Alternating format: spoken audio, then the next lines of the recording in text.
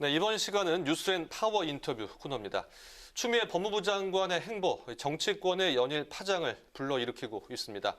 민주당 내에서도 최근 곤혹스러운 표정이 감지되고 있는데요. 이런 가운데 여야의 재보궐 선거 시기에는 더욱 빨라지고 있습니다. 민주당 서울시장 보궐선거기획단은 오늘 첫 회의를 열었는데요. 민주당의 필승 전략은 무엇인지 오늘은 민주당 전략기획위원장이자 당 재보궐선거기획단 간사를 맡고 계신 정태호 의원과 함께 관련 이야기 나눠보도록 하겠습니다. 어서 오십시오. 어서 오세요. 안녕하십니까? 네, 안녕하십니까. 이 전략기획도 맡고 계시고요. 당에 또 선거기획도 맡고 계셔서 요즘 상당히 바쁘실 것 같습니다. 어떻습니까? 예, 이게 당의 전략기획위원장은 선거기획단에 당연직으로 들어갑니다. 그렇군요. 예, 그러니까 이제 제가 간사를 맡게 됐죠. 네. 그래서 오늘 좀 질문이 많은데요. 드릴 질문이요. 최근 현안부터 좀 짚어보겠습니다. 앞서도 저희가 여러 번 언급을 했었는데요. 이 추 장관이 언급한 피의자 휴대전화 잠금 해제법 논란이 계속 일고 있습니다. 오늘은 좀 연구 단계 수준이다 이렇게 좀 한 발 물러서긴 했는데요. 이 논란 어떻게 보십니까? 저는 그 일을 보면서 뭔 생각이 들었냐면은 그 한동훈 검사가 그래도 이 검찰 내에서의 실력자잖아요. 네. 뭐가 그렇게 숨길 게 많아가지고 그냥 비밀번호 대주면 될 걸 안 네. 대줘가지고 이 사단을 일으키냐. 저는 그런 생각이 들었어요. 예. 아마 추미애 장관이 그런 행태를 보면서 이게 경고장을 날렸다. 저는 네. 이렇게 생각하는 거고. 근데 사실 이런데 너무 이 세세하게 우리가 논쟁을 할 것이 아니라 네. 본질은 검찰 개혁이죠. 그러니까 이 정치 검찰들이 이 검찰 개혁에 저항하는 것에 대해서 지금 추미애 장관이 아주 고군분투하고 있는 이런 것이 저는 본질이라고 봅니다. 네, 이 윤 총장에 대해서 오늘 또 한 번 겨냥을 했습니다. 쌈짓돈 관련해서요. 이 네. 부분은 좀 어떻게 볼 수 있을까요? 예, 실제로 30톤처럼 쓴 것 같아요. 제가 보기에도. 그러니까 그 부분은 별도로 예. 또 검찰총장이 해명해야 될 부분이고 추미애 장관이 그 문제를 얘기한 거는 국정감사장에서 국회에서 이제 의원이 질의하는 과정에서 나온 얘기고 거기에 대해서 당연히 추미애 장관은 답변을 해야 될 의무가 있는 거고 네. 그것이 너무 또 이제 부풀려진 것 같아요. 제가 보니까. 네. 네, 그런데 추 장관이 최근 민주당과도 충돌을 좀 빚는 듯한 모습을 보였는데요. 추 장관이 지난 예결위에서 자신에게 정도껏 하세요 이렇게 쓴소리를 한 정성호 예결위원장에게 동지라고 호명을 하면서 SNS 공개 소원을 보냈었는데요. 이 부분 어떻게 보시는지 궁금하고 또 요즘 추 장관 언행에 대해서 당 차원의 입장은 어떠신지요? 예, 아까 당이 곤혹스럽다 그랬는데 곤혹스러워하는 건 전혀 없습니다. 없고요. 그런가요? 예. 예. 아마 정성호 의원님하고 그 문제는 정성호 의원님은 예결위원장으로서 회의를 원활하게 이끌어가야 되니까 회의 진행을 위해서. 예, 그래서 이제 자꾸 이제 장관님하고 의원님들 간에 이제 언쟁이 있는 것에 대해서 좀 자제를 시킨 차원에서 말씀하신 것 같고요. 네. 그다음에 추미애 장관님이 페이스북에 올린 거는 저도 본회의장에서 보고 있으면은 이 의원님들하고 질의 답변하는 과정에서 좀 심하다라고 할 정도더라고요. 네. 너무 이게 정치적 공격, 그 문제의 본질을 떠난 그런 정치적 공격에 집중하다 보니까 장관으로서는 그거에 대해서 본인이 정면으로 얘기를 할 수밖에 없는 상황이 계속 반복되고 있는 거죠. 네. 그런 건데 그래서 그 상황을 페이스북을 통해서 정성호 위원장께 설명을 드린 거다. 저는 그렇게 보고 있습니다. 네, 아까 전화 연결에서도 같은 질문을 드렸었는데요. 추 장관이 검찰개혁 완수 전까지는 장관직을 내려놓지 않겠다 이런 입장인데 어떻게 보십니까? 그래야죠. 네. 장관님은 문재인 대통령께서 검찰개혁 하라고 장관을 시켰는데 그걸 완수하기 전에 내려온다는 건 말이 안 되죠. 네. 그 공수처장 후보 얘기 좀 해봐야겠습니다. 앞서 저희가 국민의힘 입장도 좀 들어보긴 했는데요. 최후 통첩을 지금 날렸습니다. 예, 네. 내일 모레까지 이제 후보를 추려서 이번 달 안에 이제 공수처를 출범시키겠다. 지금 이런 입장인데요. 그렇다면 지금 혹시 야권이 이제 협조를 안 한다면 비토권을 무력화시키는 법 개정에 나설 계획이신지 실제로 그게 그렇게 될 확률이 어느 정도인지 그거는 좀 저희들이 궁금한데요. 일관되게 얘기를 했던 사안입니다. 그러니까 네. 이제 지금 법이 이미 시행된 지 이제 4개월째 접어든 상황이지 네, 7월 않습니까? 달부터 했죠. 왜 이렇게 늦어졌습니까? 국민의힘이 계속 방해를 했기 때문에 여기까지 왔던 거고 저희 당에서는 국정감사 때까지 기다리겠다. 추천위 구성을 안 하면은 법 개정에 들어가겠다고 얘기했던 거고 지금 또 이제 그 추천위가 구성돼 가지고 추천위원들이 이제 추천을 한 상황에서 정상적으로 이제 심의를 해가지고 합당한 후보를 추천을 하면 되는 거거든요. 네. 근데 뭐 만약에 또 그거를 가지고 지금 예를 들면 이제 그 뭐 법원 행정처라든가 또 변협 이런 쪽에서는 특별한 어떤 정파적 이해관계를 가지고 추천한 건 아니잖아요. 네. 그런 상황에서도 만약에 이거를 방해한다 그러면은 당 입장에서는 여태까지 얘기한 것처럼 네. 결국은 법 개정을 통해서 대응을 할 수밖에 없는 거죠. 또 마냥 기다리면 이제 해를 또 넘겨야 되는데 네. 이게 집권 여당으로서 또는 국회로서는 직무의 방기죠.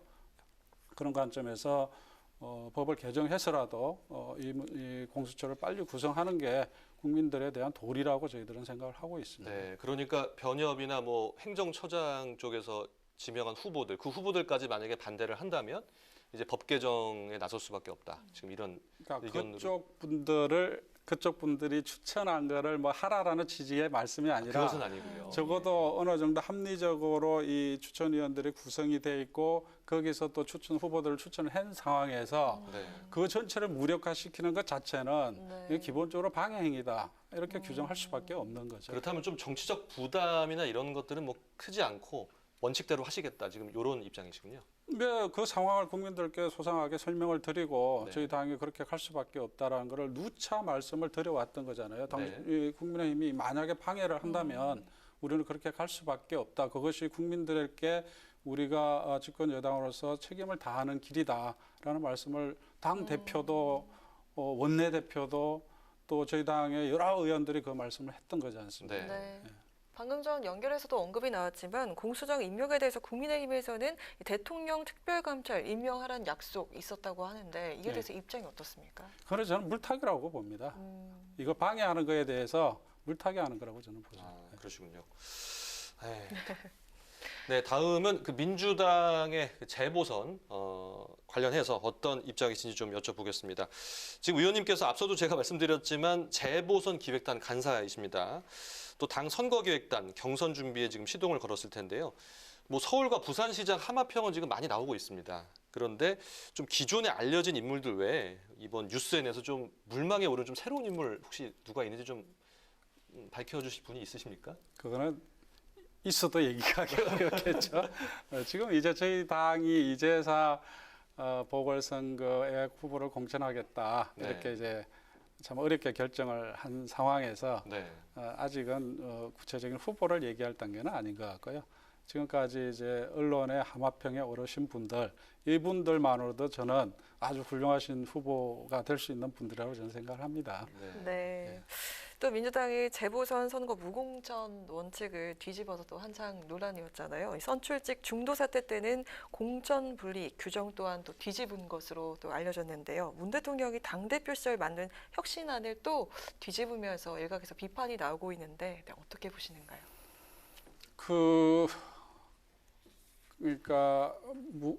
그러니까 8월 달에 있었던 당헌 개정 부분은 지금의 보궐선거를 염두에 두고 한 건 아니었고요. 네. 그때 고민은 좀 다른 차원이었던 것 같습니다. 예를 들면은 광역자치단체장 후보를 낼 때 사실 대부분이 국회의원 분들이 도전을 하지 않습니까? 네.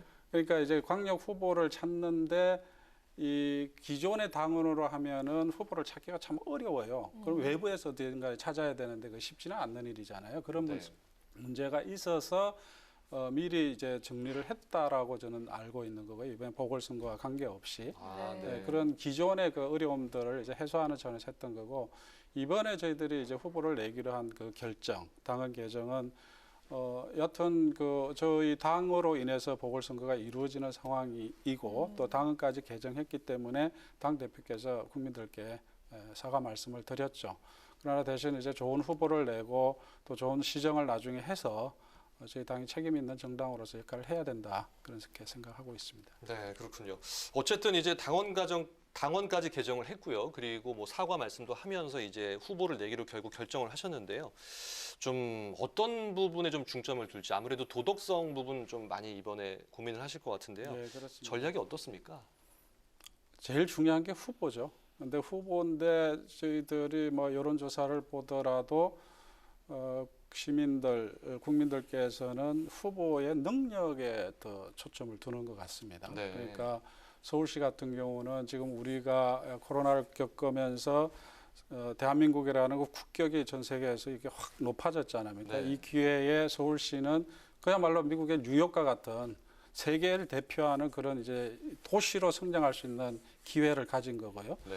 또 부산 같은 경우는 이게 지역 경제가 되게 어렵지 않습니까? 예. 이런 기회를 통해서 또 그야말로 부산 경제의 르네상스를 다시 만들어야 되는 이런 과제를 안고 있잖아요. 네. 이런 시점에서 제일 중요한 거는 후보의 차질 능력이라고 저희들이 보는데 아무래도 이번에 보궐선거가 있게 된 과정 자체가 결국 이제 도덕성 문제가 연결돼 있기 때문에 저희들이 후보 검증위원회를 잘 구성해서 국민들이 보기에 부족함이 없는 도덕적으로도 부족함이 없는 후보를 내려고 준비를 하고 있습니다. 네. 도덕성과 경제성을 다 이제 네. 보시겠군요.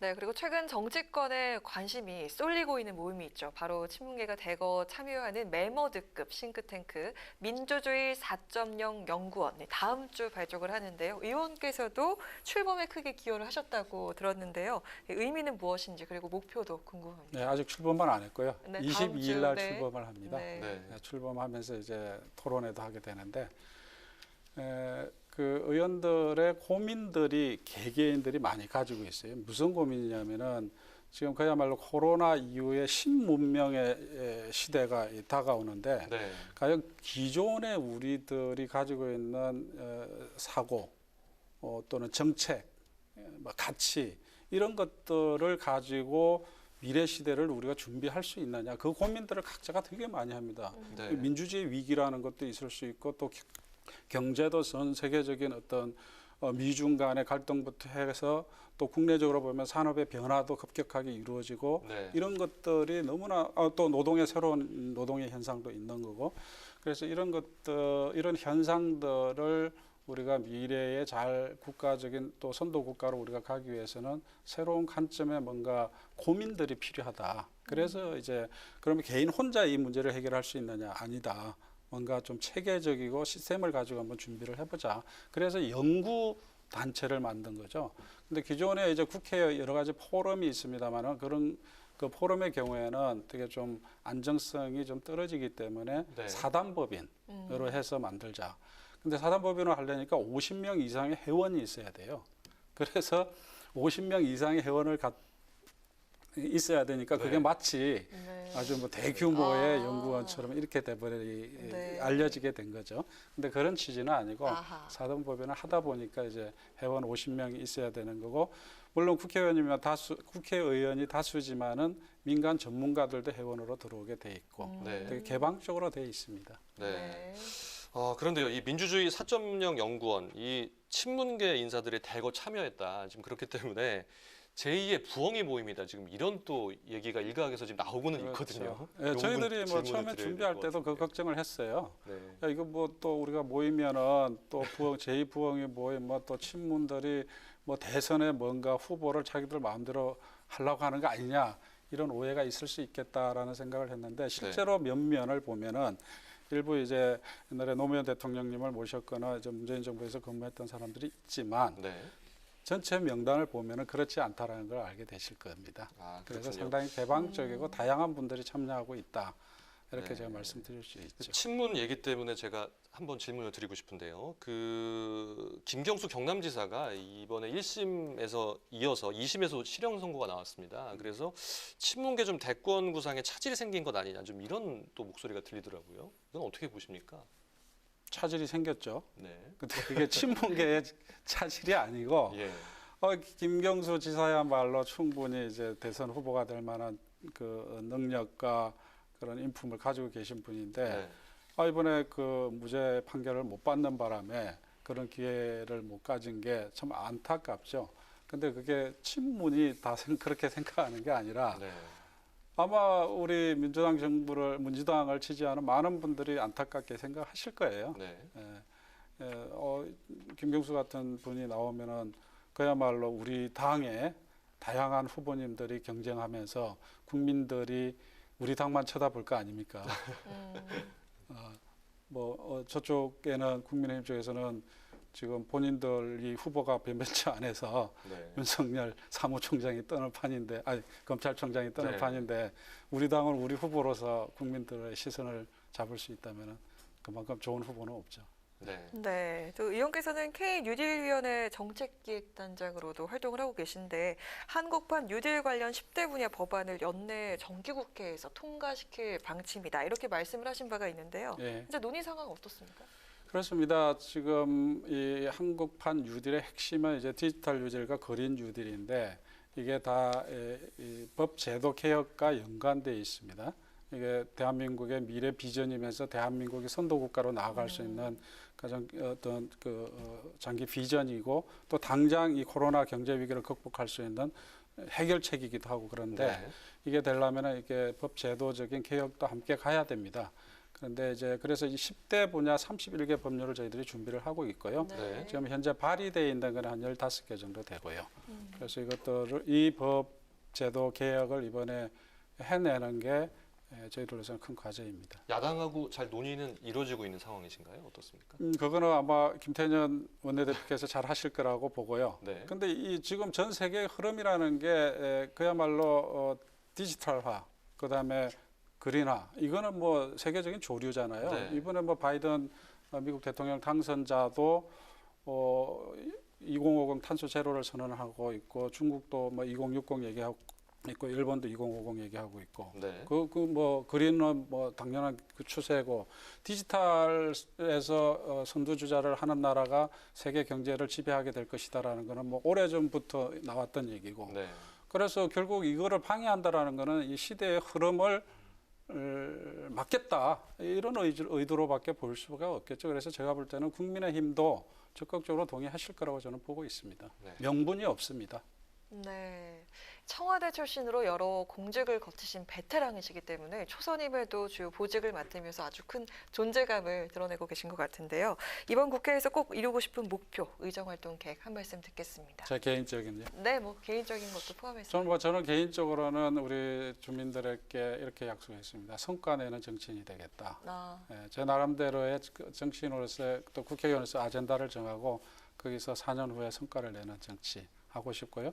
특별히 관악구 을이시죠? 관악을. 서울 관악을입니다. 예, 예. 그리고 특별히 저는 그 임금 격차 해소 임금 격차. 여기에 좀 네. 개인적으로는 그 역할을 하고 싶다 이런 계획을 가지고 있습니다. 네. 네.